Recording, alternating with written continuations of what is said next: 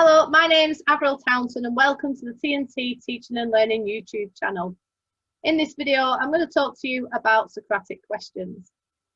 Socratic questions evolved from the Greek philosopher Socrates, and he was a teacher that believed that thinking is not driven by answers, but by questions.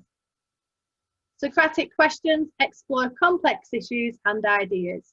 They probe students' understanding and thinking, and they allow for greater analysis for evaluation to take place.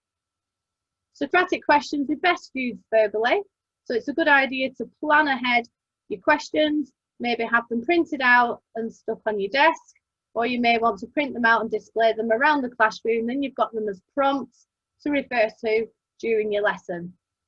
There are 6 levels of questions. So number 1 is getting students to clarify their thinking. So when a student's given a response, it's looking at why they've given that answer. So for example, why did you say that? What do you already know about that? That's a really interesting point. Could you explain that further? So the next level is challenging and probing students about their assumptions. So this is about probing and stretching the students. So questions that you might like to ask is this always the case? Do you agree or disagree with this? And what is that response based on? So the next level, demanding evidence. This one's really important to me as a science teacher, one that I would question about a lot in lessons. So if a student's got a theory or a statement, it's asking them to back that up with valid evidence. So questions you may like to ask is why do you say that? Can you give an example? Is there a reason to doubt this evidence? How do you know this?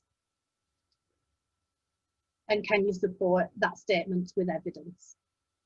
So number 4, the next level, is looking at alternative viewpoints and perspectives.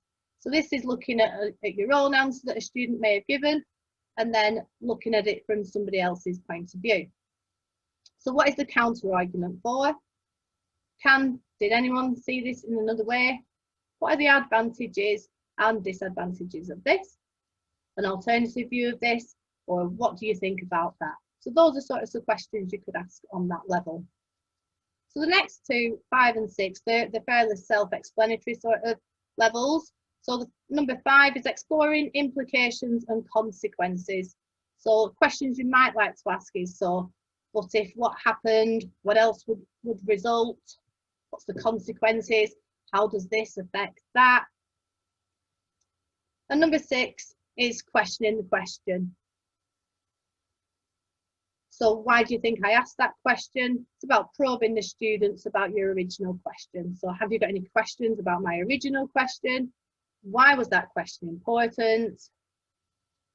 And which of your questions turned out to be the most useful? So don't forget, they're important to us as teachers, but you can also use Socratic question levels and give those to the students as question stems and get them to practice using them in groups or in pairs. And don't forget about planning your questions beforehand and having them displayed around the room. So I hope you've enjoyed this video. Thank you very much for watching. If you've liked it, can you please click the like button below? And if you would like to keep updated on future videos, then please subscribe.